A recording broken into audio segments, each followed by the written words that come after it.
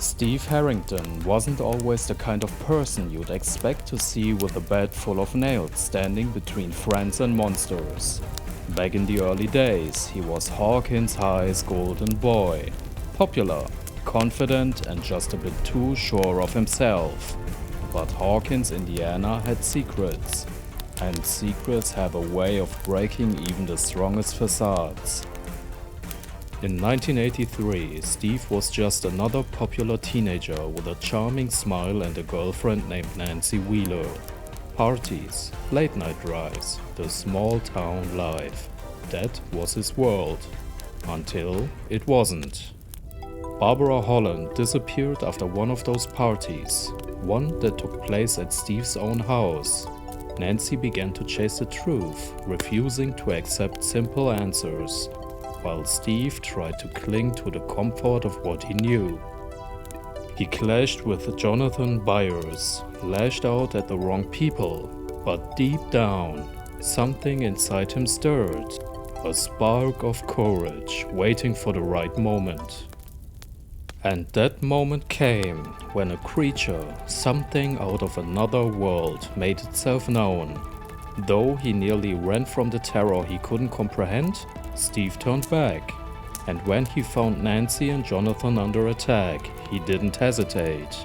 He tightened his grip on his bed, heart pounding, and for the first time, he fought not for his reputation, but for someone else's life. The Demogorgons' otherworldly shriek echoed as Steve swung with every ounce of strength he had. That night, the boy who had once been King Steve began to disappear. Then, 1984 brought change. His relationship with Nancy had crumbled, but heartbreak didn't stop him from stepping up. When the younger kids of Hawkins, Dustin, Lucas, Mike, and newcomer Max found themselves tangled in the darkness again, Steve was there. He became something none of them expected, a protector, a babysitter, as Dustin liked to call him. He took that role to heart, shielding them from both the monsters of the Upside Down and the bullies of their world. And as the tunnels beneath Hawkins filled with young Demogorgons, Steve led the kids into battle, bruised and battered, but unrelenting. Somewhere along the way, Steve became more than a high school graduate. He became the Shield. For the first time, he wasn't just a boy looking out for himself. He was family. 1985 brought new terrors. Hawkins had a new heart, Starcourt Mall, and beneath its shiny floors, a secret Soviet lab was clawing open another gate to the Upside Down. Steve, now working at Scoops Ahoy with Robin Buckley, found himself decoding Russian messages, sneaking into the dark underbelly of the mall, and fighting for his life once again. Captured, drugged, and tortured, he refused to give up the truth. With Robin and Dustin by his side, he faced the Mind Flayer's wrath beneath Starcourt's burning roof. The battle was chaos, fireworks exploding, friends screaming, a creature from another world tearing through steel and flesh. Steve fought until the end, helping the others destroy the Mind Flayer's hold and close the gate. But victory came at a cost. Starcourt burned, and Hawkins would never be the same. And then came 1986. Steve was no longer the boy he once was. He worked at Family Video, but the quiet life was gone. Hawkins was unraveling again, and this time the threat was older, darker. Vecna had appeared. When high school students began dying in twisted supernatural ways, Steve dove headfirst into the mystery. Alongside Dustin, Robin, Eddie Munson and Nancy, his old flame who still held a piece of his heart, he ventured back into the Upside Down. At Lover's Lake, Steve dove beneath the surface, fighting swarms of bat-like creatures in the eerie mirror world beneath. He nearly lost his life there, but Nancy and the others pulled him back from the brink.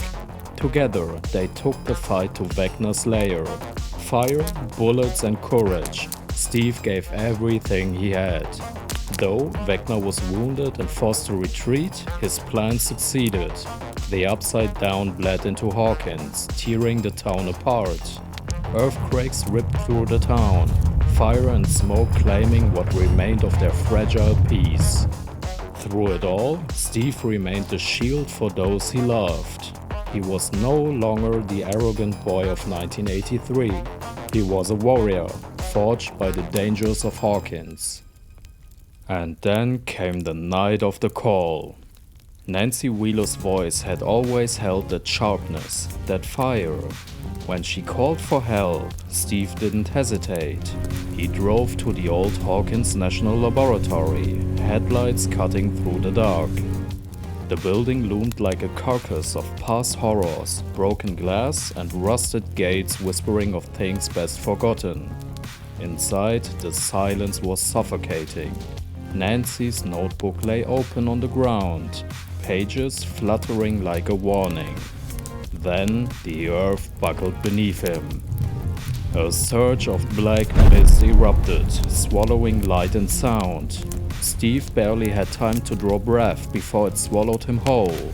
There was no pain, no fight, only weightless falling. And then nothing. When he opened his eyes, Hawkins was gone.